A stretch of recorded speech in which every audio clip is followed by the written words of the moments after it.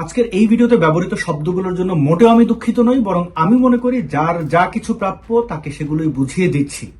জুয়েল হাসান সাদ্দামের কথা বলবো এই হতভাগা বাবার কথা, যিনি তার সন্তানকে একবারের জন্য হলেও ছুঁয়ে দেখতে পারেননি। এর কারণ তিনি বাগেরহাট উপজেলা ছাত্রলীগের সভাপতি এবং জুলাই আগস্টে তার ভূমিকা কি সেটাও বিবেচ্য নয়। তিনি যেহেতু আওয়ামী লীগ, যুবলীগ, ছাত্রলীগ বা এরকম একটি দলের অঙ্গ সংগঠনের কোনো একটা পদ ধরে আছেন, তাই তাকে জেল খাটতে হবে। আপনারা তার সাথে হয়ে যাওয়া নির্মমতা সম্পর্কে মোটামুটি সকলেই অবগত রয়েছেন। কি ঘটেছিল তার সাথে? মবদের অন্যতম উস্কানিদাতা জুলকারনাইন শায়ের পর্যন্ত স্বীকার করেছে এই জুয়েল হাসান সাদ্দাম জুলাই আগস্টের সময় ভারতে অবস্থান করছিলেন চিকিৎসার জন্য। তিনি বাংলাদেশে ফিরে এসেছিলেন কারণ তার স্ত্রী সন্তান সম্ভবা। তাকে 9 মাস আগে গোপালগঞ্জ থেকে গ্রেপ্তার করা হয়েছে। গ্রেপ্তারের পর একের পর এক মিথ্যা মামলায় তিনি কারাগারে আটকে ছিলেন। সর্বশেষ আপনারা জানেন কি ঘটল? তার স্ত্রী সন্তান সামাজিক এই বোঝা, স্বামী হারানো, স্বামীহীন ভাবে অর্থকষ্টে প্রতিদিন জীবন সংগ্রামে পরাজিত হয়ে আত্মহত্যা করতে বাধ্য হলেন। এবং এর পরের নির্মমতা, আগে আত্মহত্যার ব্যাপারটা একটু বুঝে দেখার চেষ্টা করি। সাদ্দামের স্ত্রী এবং সন্তানের আত্মহত্যার পেছনে প্রধান অপরাধী হচ্ছে রাষ্ট্র, এই ইউনুস গ্যাং। এবং এরপরে যদি কারোর দায় থাকে সেটা হচ্ছে তার সংগঠন। আওয়ামী লীগ, ছাত্রলীগের গুন্ডারা বিভিন্ন দেশে ঘুরে বেড়াচ্ছে, মোচে তাও দিচ্ছে। খবর নিয়েছে তার সহকর্মীর কি অবস্থা? যে বাংলাদেশ থেকে তাদের মতো করে পালাতে পারেনি, যে বাংলাদেশ থেকে তাদের মতো করে লুটপাট করেনি, সন্ত্রাস করেনি, তাদের বউ বাচ্চারা খেয়ে আছে না মারা গেছে, এই মাদারচোদরা খবর নিয়েছিস? নেসনি? আবার চেহারা দেখার সামনে এসে এই হাসান মাহমুদ, ওবায়দুল কাদেরের মতো মাদারচোদ, তোরা কি দায়িত্ব পালন করেছিস? এয়ারপোর্টে 100 কোটি টাকা দিয়ে তুই তোর জীবন বাঁচিয়েছিস। এই 100 কোটি টাকা দিয়ে হাজারো ছাত্রলীগ, আওয়ামী লীগের নেতাকর্মীরা জীবন বাঁচাতে পারতো, তাদের পরিবার পরিজনের মুখে অন্ন আসতো না। সবাই যার যার স্বার্থে ব্যস্ত। আজকের এই নির্মমতা নিয়ে একটু ভাবুন তো। এই সাদ্দাম 5 বার জামিন পেয়েছিলেন, কিন্তু তাকে শোন অ্যারেস্ট দেখিয়ে আটকে রাখা হয়েছে। সাদ্দামের স্ত্রী অসংখ্যবার চেষ্টা করেছিলেন তার সন্তানকে পিতার কোলে তুলে দিতে, একবারের জন্য হলো, 5 মিনিটের জন্য হলো, তিনি সেটি পারেননি। এই মহান রাষ্ট্র তাকে অ্যালাউ করেনি। আমরা সুস্পষ্টভাবে বুঝতে পারছি সাদ্দাম এই 5ই আগস্ট, জুলাই কোনো কিছুতেই যুক্ত ছিল না। ছাত্রলীগের রাজনীতি করতেন এবং শেখ পরিবারের, যে শেখ তন্ময় আমেরিকায় গিয়া রোলস রয়েলস দেখাস, এবং তার কর্মী হিসেবে একনিষ্ঠভাবে এই ব্যক্তিটি কাজ করেছেন। কিন্তু বাস্তবতার কি নির্মম পরিহাস! আজকে সবাই রান চেবোচ্ছে, কিন্তু এই পিতা জন্মের পর থেকে তার সন্তানকে কোলে না নিতে পারার যে দুঃখ দুর্দশা, সেটিকে আপনি কিভাবে ফিরিয়ে দিবেন? কিভাবে ফিরিয়ে দিবেন তার জীবন? সে তো তার সন্তান হারালো, প্রিয় স্ত্রী কানিজ সুবর্ণাকে হারালো। আপনি আমি কি হারালাম?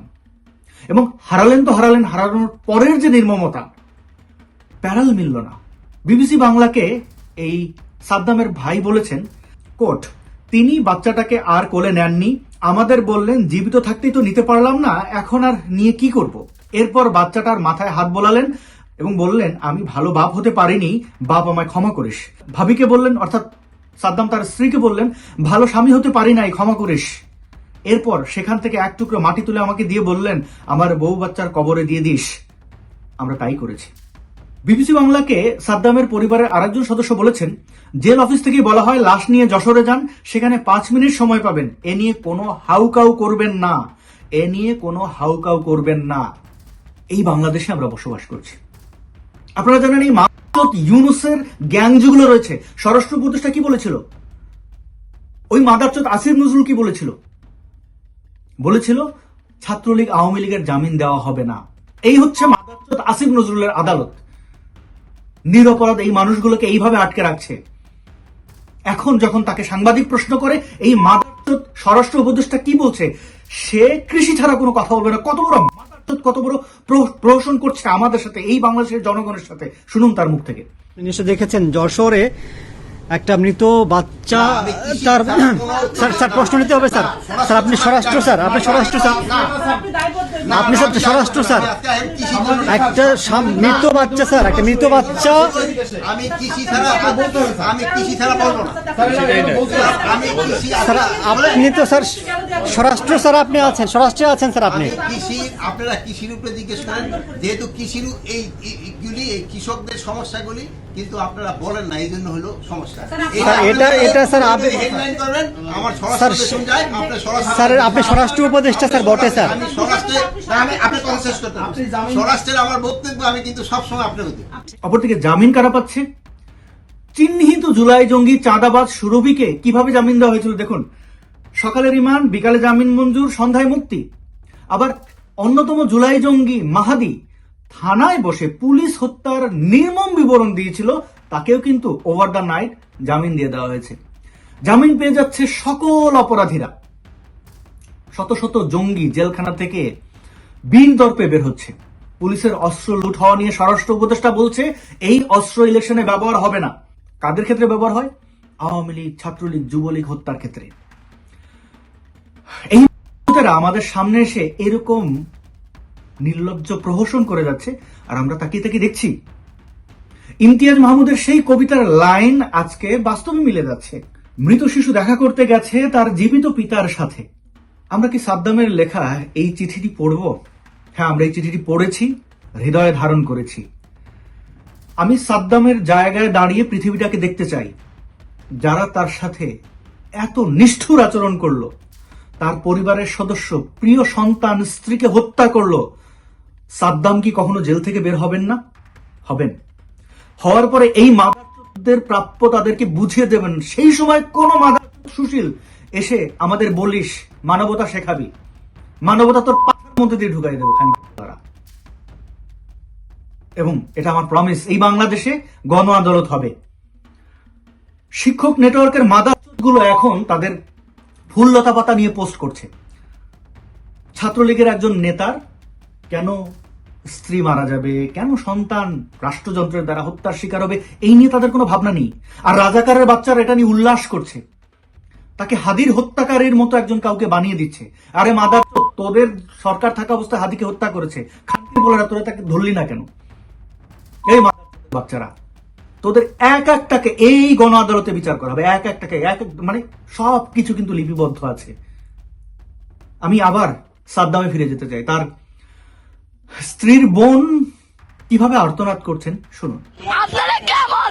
সে তো খুনি না, তারপরে এইভাবে জেলে কেন আটকে রাখছে তারে? তার স্ত্রী কষ্ট সহ্য করতে না পারে। আমার বোন, আমার একটা বোন, আমার একটা ভাগ্নে আত্মহত্যা করছে, কত কষ্ট নিয়ে মরছে। রাজনীতির কি এই পরে নাম হলো?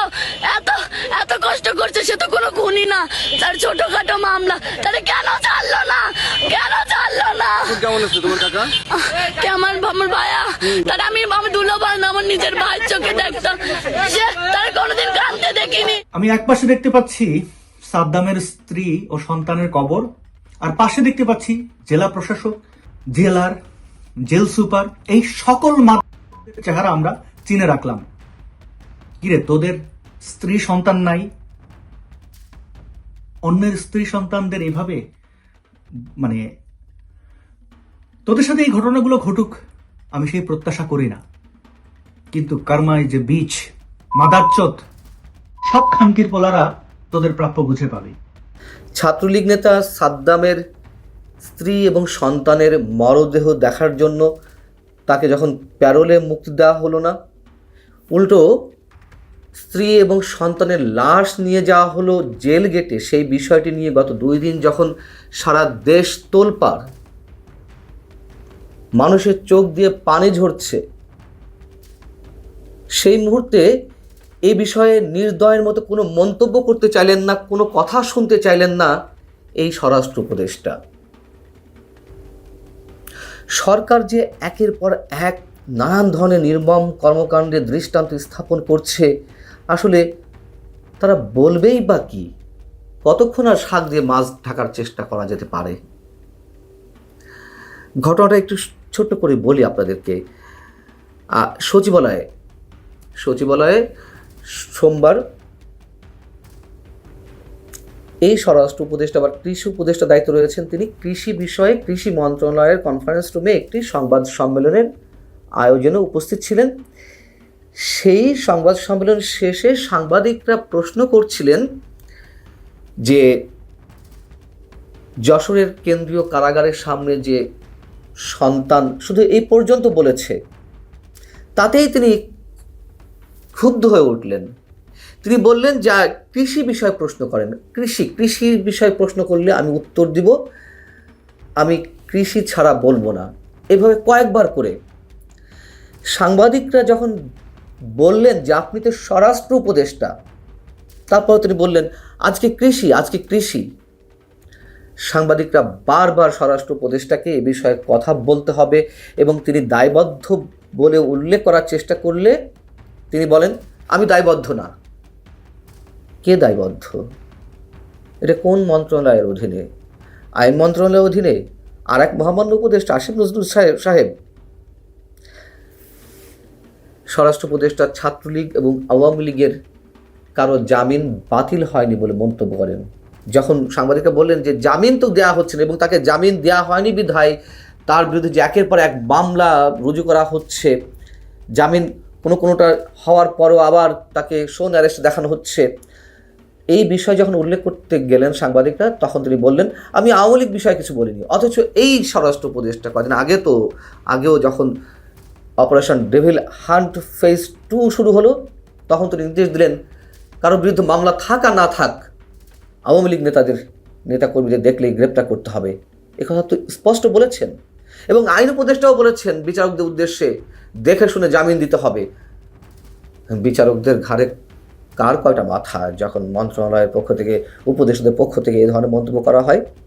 যাই হোক, সাংবাদিকরা যখন স্বরাষ্ট্র উপদেষ্টাকে বললেন স্যার এটা একটা অমানবিক বিষয়, আপনাকে শুনতে হবে, তখন তিনি আবারও বললেন কৃষির উপরে কথা বলেন, কৃষি ছাড়া কোনো কথা হবে না। তখন সাংবাদিকদের মধ্যে একজন নারী সাংবাদিক বলে উঠলেন স্যার তাহলে আপনি কাল বলবেন, কাল আসবো, স্বরাষ্ট্র মন্ত্রণালয়ে আসি? তিনি নির্দয়ের মতো বললেন স্বরাষ্ট্র মন্ত্রণালয়ে যেদিন মিটিং হবে সেদিন আপনারা আসবেন? বললেন না, আচ্ছা ঠিক আছে, আমি ধীরে সুস্থে সব কিছু জেনে কথা বলবো, কাল আসেন। এই হচ্ছে উপদেষ্টা পরিষদের সদস্যদের পরিচয়। এই নাকি সুশীল সমাজের ব্যক্তিরা এই সরকারে আছে, এই সরকার নাকি ইতিহাস নির্মাণ করছে। আমাদের আসলে ভাষা জ্ঞান হারিয়ে ফেলতে হয় মাঝে মধ্যে। উল্টো আমরা দেখলাম স্বরাষ্ট্র মন্ত্রণালয় থেকে সন্ধ্যার সময় একটি প্রেস বিজ্ঞপ্তি জারি করা হলো, গণমাধ্যমে পাঠানো হলো। সেখানে কি বলা হলো? স্ত্রী ও সন্তানের মৃত্যুর ঘটনায় যশোর কেন্দ্রীয় কারাগারে বন্দী নিষিদ্ধ ঘোষিত সংগঠন ছাত্রলীগের নেতা জুয়েল হাসান ওরফে সাদ্দামের পরিবার প্যারোলে মুক্তির জন্য আবেদন করেনি। সেখানে বলা হচ্ছে পরিবারের মৌখিক অভিপ্রায় অনুযায়ী যশোর জেল গেটে স্ত্রী ও সন্তানের লাশ দেখানোর সিদ্ধান্ত হয়। কে সিদ্ধান্ত নেয় জানাচ্ছি পরে। বলা হচ্ছে এখানে বিজ্ঞপ্তিতে মানবিক দিক বিবেচনা করে এ বিষয়ে যশোর জেলা প্রশাসন ও যশোর কেন্দ্রীয় কারাগারের পক্ষ থেকে সর্বোচ্চ সহযোগিতা করা হয়। কী ধরনের সহযোগিতা করা হয়েছে সেটাও উল্লেখ অবশ্যই করতে হবে, যদিও আপনারা অনেকেই জানেন। বিষয় হচ্ছে যে সাদ্দামের মামা হেমায়েত উদ্দিন তিনি বাগেরহাট জেলা প্রশাসকের বরাবর একটি আবেদন করেছিল প্যারোলে মুক্তির জন্য। সবার কি এই বিষয়গুলো জানা থাকে? সব কিছুর প্রক্রিয়াগুলো কিভাবে মেনটেন করতে হয় জানা থাকে সবার? তারা বাগেরহাটে করেছে, যেহেতু বাগেরহাটে বাড়ি তার সাদ্দামের, তো তারা আবেদনপত্র নিয়ে বাগেরহাটের জেলা প্রশাসকের সাথে যোগাযোগ করার চেষ্টা করে। তখন জেলা প্রশাসকের এপিএস তাদের সঙ্গে কথা বলেন সাদ্দামের পরিবারের সদস্যদের সাথে, এবং যশোর জেলা প্রশাসকের কাছে যে আবেদন করতে হবে এটি কেউ উল্লেখ করেনি, কেউ তাদের মনে করিয়ে দেয়নি। সাদ্দামের ছোট ভাই শহীদুল ইসলাম তিনি মানচিত্রে এই বক্তব্যটি তুলে ধরেছেন। একটু শুনে আসি আমরা বক্তব্যটি। আসসালামু আলাইকুম। আমার মামা, আমার ভাইয়া প্যারোলে মুক্তির জন্য আবেদন করছিল বাগেরহাট ডিসি অফিসে। তখন ডিসি মহোদয়ের এপিএস ডিসি মহোদয়কে অবগত করছিল, কাগজ নিয়ে গেছিল। তখন ডিসি মহোদয় মেনশন করে দিছিল জেলারকে। তখন জেলার সঙ্গে ডিসি মহোদয়ের এপিএস কথা বলছে। তখন জেলার সাহেব ডিসি মহোদয়ের এপিএসকে বলছে এটা কারা আইনে হবে না। তখন আমাদের জেলা এপিএস জেলার সাহেবের সাথে যোগাযোগ করতে বলে এবং এপিএসকে মামা জিজ্ঞেস করে যে কোনোরকম কোনো ওয়ে আছে কি না। তখন বলছে যে কোনোরকম কোনো ওয়ে, জেলার সাহেবের সাথে যোগাযোগ করেন। জেলার সাহেবের কাছে গেলে জেলার সাহেব বলছে যে না, কোনোরকম কোনো ওয়ে নাই, আপনারা বড়জোর লাশটা নিয়ে যে দেখায় আসতে পারেন, এই ব্যবস্থা আমি করে দিতে পারি। তাও 4 জন লোক যাবেন, 2 থেকে 3 মিনিট বা সর্বোচ্চ 5 মিনিট সময় পাবেন। আর আপনাদের কাছে আমার একটা প্রশ্ন থাকলো, আমরা 6-7 ঘন্টা আমরা লাশ নিয়ে যেতে পারছি, আমরা কি যশোরের কথা যদি বলতো তাহলে আমরা কি যশোর যেতে পারতাম না? যে আমরা কি অ্যাপ্লিকেশনটা দিতে পারতাম না? তারা আমাদের এ বিষয়ে কোনো অবগত করে নাই যে এটা যশোরের বিষয়, আপনারা যশোরে যোগাযোগ করেন। এমনকি ভাইরাল হওয়া ছবিতে নিশ্চয় আপনারা এও খেয়াল করেছেন যে জেল গেটের মধ্যে যখন সাদ্দামের স্ত্রী এবং সন্তানের মরদেহ রাখা এবং তাদের দিকে সাদ্দাম ফ্যালফাল দৃষ্টিতে তাকিয়ে আছে, তার হাত দুটি কিন্তু পেছন থেকে বাঁধা ছিল। কি হতো হ্যান্ডকাপকে খুলে দিলে?